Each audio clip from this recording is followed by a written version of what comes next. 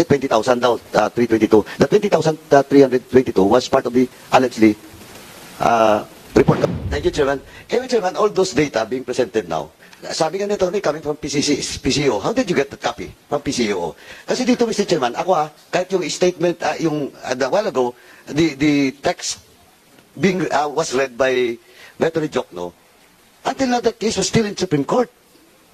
And well, in fact, that is just part of these Supreme Court minutes. But until now, it's still in the Supreme Court. The Almora versus De La Rosa case. Now, Mr. Chairman, that is why the time, then PNP Chief De La Rosa is being represented by OSG, in which that is Attorney Calida now.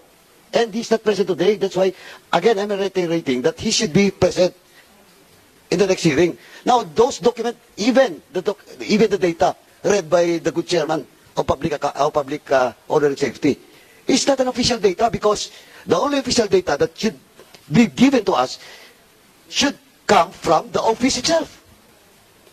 Well, in fact, if you remember, Mr. Chairman, and I think I have to check the COMSEC, during the first hearing, I asked the Honorable Committee to the Chair for us to request to the office of the ES now and to the office of the President the executive summary submitted by the then DOJ Secretary Guevara and now OSG, because that is an official document. And well, in fact, Mr. Chairman, on record, Almora versus De La Rosa, that was cited by Attorney Jokno, OSG never complied. Never complied to submit that document during the case deliberation. Di ba, Attorney? Yun yung actual? Ang nangyari po ay there was a directive in this resolution to the Solicitor But General. until now, they have submitted. Meron pong mga nasubmit ang Solgen sa Supreme Court. There were boxes. No, Attorney, diretso. Yung 20,000 ba, it was submitted by Solgen? Not. Yung 20,000 the report itself, it was, I'm not sure if it was that's even why, directed Mr. Chairman, again, sorry, Attorney Jokno, I do believe that there is an AGK. I do believe that there is a war on drugs. But in this committee, Mr. Chairman, with due respect to all the resource speakers, and of course to the members of this committee, we will only take into account all the documents, official documents, not hearsay, not the statement. Sorry, Attorney Jokno, you are not yet recognized. Please allow me to finish. No, Mr. Chairman, yun lang po. Mr. Chair, I'll be answering the... Hindi pa ako tapos, Mr. Chairman. I will not give my time to Chairman Dan Fernandez. Let me finish first. Okay. Dandan lang po, Governor. And then sa akin, I am not biased against anybody else. No. Well, in fact, if the former Reyes can produce the document, then we request for it. But of course, the document now is nandun. Nandun sa administration. New administration. That is why I asked this committee to write a letter to ES or to the Office of the President to request that document para official po. At tulad ng PCO, do you have an authentic copy of that? Di ba? May kopya ba tayo na authentic coming from that office? And sa akin lang po, Mr. Chairman, Mr. Chairman, again, well, in fact, I have already read the case about Almora versus De La Rosa. Now, ako, hanggang ngayon, di pa tapos yun. Ang sinasabi ko lang, Chairman, the same as the statement coming from Chairman Dan Fernandez with regards to the opinion or the statement from Mr. Mugato. Hindi pwede hearsay dito, Mr. Chairman. But of course, I am not saying that he's not telling the truth. But of course, dapat hindi second person. Mr. Chair. Dapat, if ever the statement ni Mugato will only be, will be recognized, or not recognized, but rather, for me, personally, maniniwala po ako doon if mismo yung source. Hindi pwede po yung second person dito. Much more documents being requested and submitted to this committee should be official, Mr. Chairman. Well, anyway, submitted din po sa inyo ng, I'm sorry, Mr. Chairman. Bago yung Congressman Bernardo. Same source. Doon din sa kanila. So, yes, Leila. We wrote the current ES looks persuasive on this. At least to submit to us a copy of the 2020 and 2021 interagency review panel reports on the campaign against illegal drugs. And I think that during that time, you were the ES, di ba? Pero the thing is, ES Lucas Bersamin has not given us any answer to this. That I cannot answer. Alam mo kasi, ano po yan part of the executive privilege na yan eh.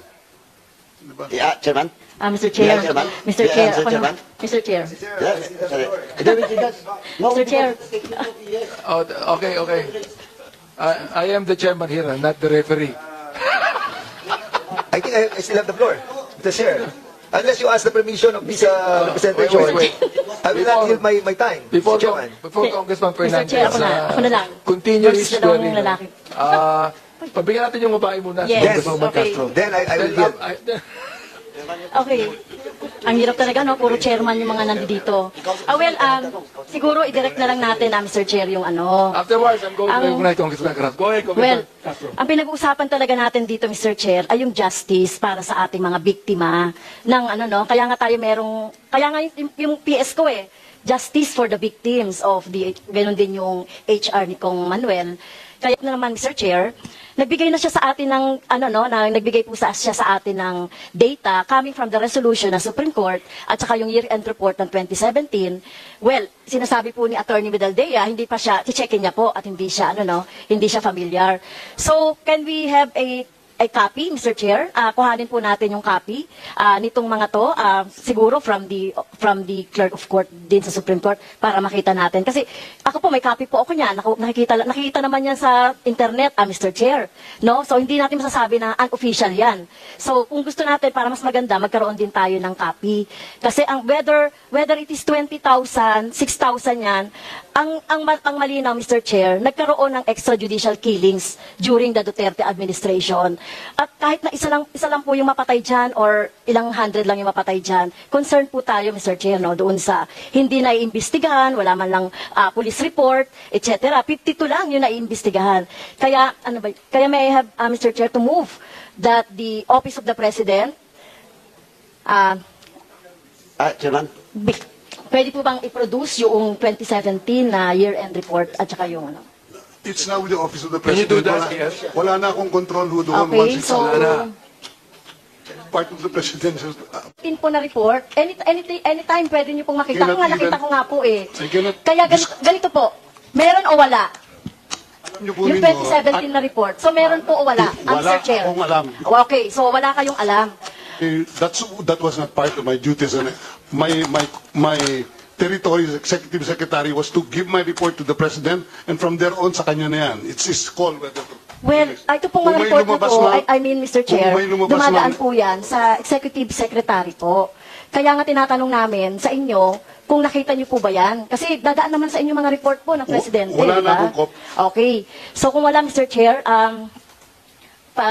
napasupina natin itong 2017 na report na ito sa Office of the President through the Secretariat po, Mr. Chair. Chairman? Itong tanongin, bago kay Congressman Karab. So, yes, inyo pong sinasabi dito, on the record, na wala kayong alam dyan. Ang sinasabi ko, paglabas sa opisina ko, it's part of the executive privilege na yung paglabas ng report, hindi ko alam yun. And therefore, you have not received any copy of the report.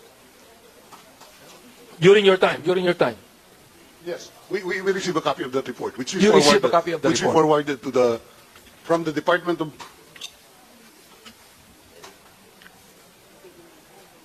Yeah, that information which came from the 4 agencies was forwarded to the Office of the President.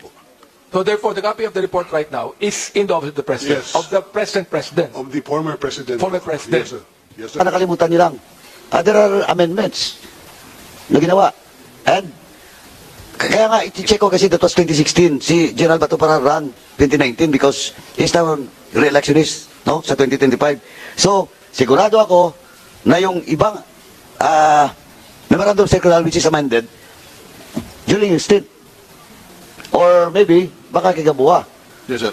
During my time, sir, there was no, I could not remember na maybe pinirmahan ako because that was the height of COVID, sir. COVID.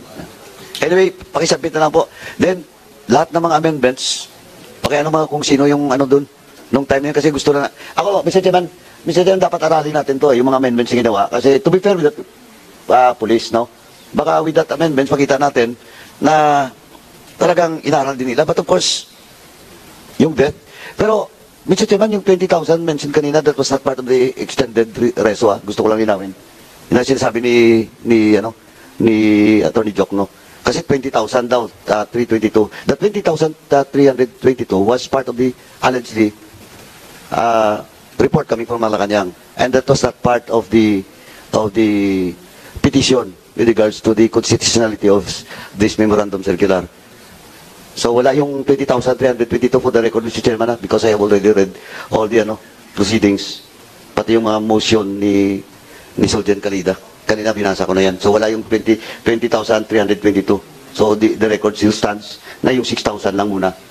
No, but of course, kaya nga kailangan i-produce natin, we'll ask the new administration na padala nila sa atin if indeed there is such a report.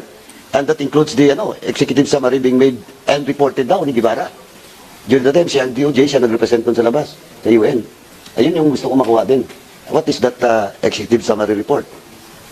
Kung may record pa ang president. But of course, unless otherwise, the president will waive that executive privilege, makuha natin. So I hope they will not invoke executive privilege with regards to this. And ako hindi ako bugado, pero we can question it in the Supreme Court later. Tingnan natin if that is covered by the provision with regards to executive privilege. Pero gusto ko lang balikan, Chairman, yung question ng 20,000 for the record, wala yun sa extended reso ng Supreme Court. Pinaghalo po yung data.